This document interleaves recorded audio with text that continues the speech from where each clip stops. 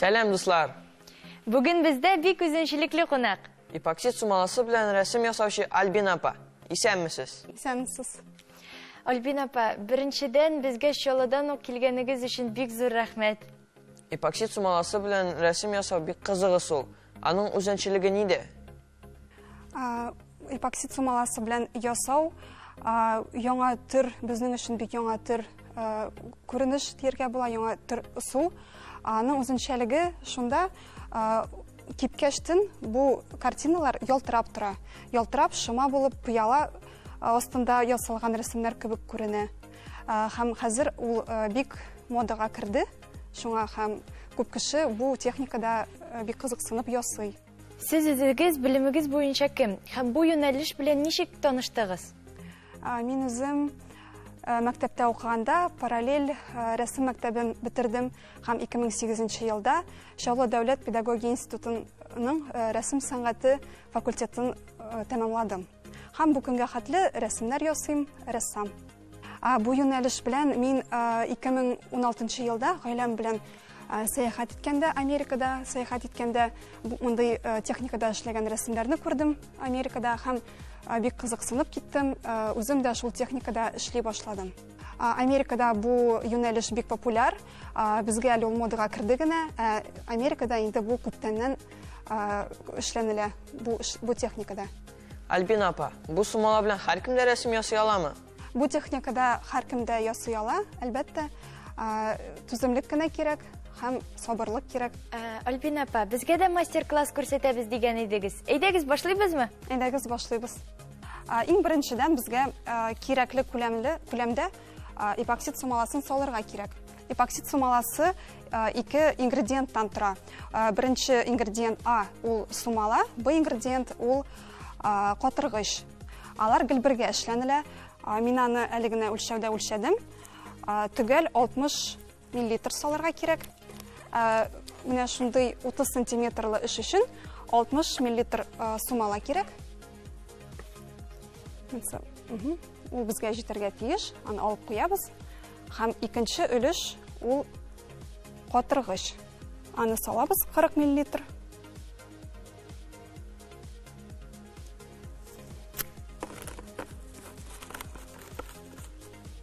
Менә бер стаканда сумала, икенче стаканда катыргыч.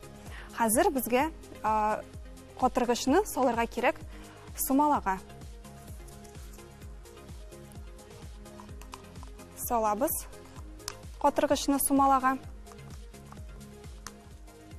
Һәм 2-3 минут булгатырга кирәк. Катыргыч реакциягә керергә тиеш. Булгатканда ул әзрәк җылына ала. Башта сумала шундый бал рәвешендә була, аннарсын ул булгата әзрәк сыйгая. Бу ысул белән ясауның ниндидер техникасы бармы? Бу ысул белән ясауның ике төрле техникасы бар. Бик таралган инде. Беренче техника ул башта стаканнарга, буяу салынган стаканнарга сумаланы салып чыгабыз. Кирәгенчә инде рәсем сюжетына карап инде. Әгәр дә күбрәк зәңгәр төс кирәк була икән, сумаланы күбрәк зәңгәр төс белән кушабыз. Икенче ысул бөтен красканы бер стаканга тутырып, шуны анарсын рәсемгә әйләндереп салып, ансы икенче ысул ул пычрак стакан дип атала. Андый ысул белән дә ясарга була. Хәзер 2 минут булгатканнан соң без икенче чиста стакан алабыз һәм шунда шушы катнашманы салабыз. Бу бик узак процесс, әзерләү процессы бик узак. Ясаганда инде тизрәк эшләргә кирәк була, чөнки сумала белән катыргычны кушкачтын 20 минут эчендә безгә җитешергә кирәк ясап бетергә, чөнки аннарсын сумала ката башлый. Сезнең рәсемнәрегездә диңгез сәүдәләре бик күп. Бу сезнең яраткан темагыз ахрысы? Әйе, диңгез темасы, чәчәкләр темасы минем яраткан тема. Менә соңгы көннәрдә күбрәк мин хәзер тагын диңгез темасын алдым. Диңгез, миңа калса, диңгезне яратмаган кеше юктыр. Һәм бөтен кешегә бу тема бик ошый, чөнки бу тема ничектер тынычландыра, ничектер ял вакытларын искә төшерә. Рәсемне карагач, шул вакытлар, ял иткән вакытлар искә төшә. Булды. Хәзер булгаттык 2-3 минут. Безгә сумаланы мин әзерләп куйдым, алдан әзерләп куйган стаканнарда буяулар бар, шуны шунда салабыз сумаланы.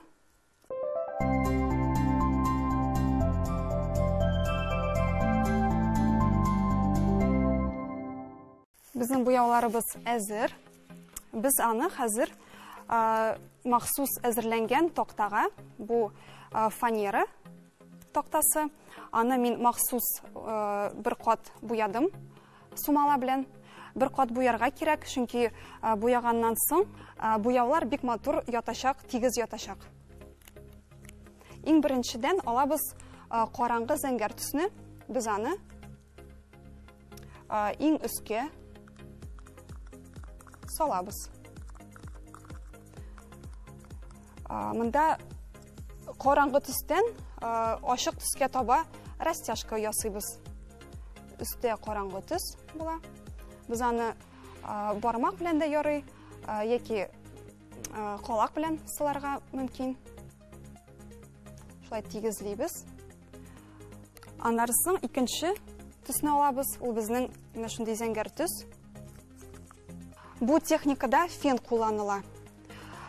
Фен ул жылытып, краскаларны матур итеп тоташтыра һәм дулкын эффектын бирә. Аннан соң алабыз икенче төсебезне, өченче төсебезне. Аны дагын шулай салабыз. Һәм калак белән тигезлибез. Монда диңгез темасында тагын ал су төсендә кулланырга була, чөнки кояш байганда ал су төсләрдә була. Монда инде фантазия бездән тора инде. Бу бары тик һәммәбезнең фантазиясыннан тора. Безнең комны хәзер ясар вакыт җитте. Аны аска буйыбыз. Менә ул безнең монда ялтыравыклар мин кулландым тагын. Краскага ялтыравыклар салдым. Кипкәчтен ул ялтыравыклар матур булып күренергә тиеш. Калак белән тигезлибез. Кырыйларын инде калган буяулар белән аннан соң тигезләп буяп чыгабыз, сылап чыгабыз. Хәзер инде бармак белән бармак ярдәмендә тигезлибез. Төрле сырлар ясыйбыз, дулкыннар ясыйбыз. Сез монда кабырчыклар да алып килгәнсез? Әйе, монда кабырчыклар да алып килдем. Йолдыз дагын бар. Иң соңгыдан булып без ак төсне салабыз. Ак төс ул безнең дулкын булачак. Аны без менә уртага салабыз. Аннан соң ком белән диңгезнең тоташкан җиренә сала алабыз. Өскә юка гына, нечкә генә иттереп аска күбрәк салырга була. Ул безнең дулкын булачак. Хәзер без фенны кабызабыз.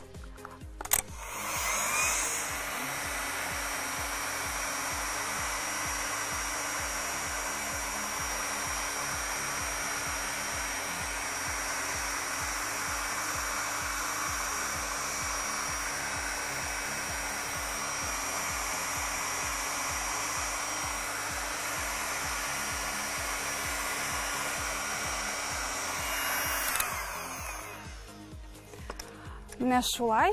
Фенны озак тутырга ярамый, чөнки сумала кайный башлый. Шуңа аны тиз генә йөртеп чыгарга кирәк. Бер җирдә озак тутырга да ярамый. Менә хәзер кырыйларын калган буяулар белән буяп чыгабыз. Яки монда тамган буяуларны дагын сөртергә була. Мин ясаганда күпчелек музыка куям.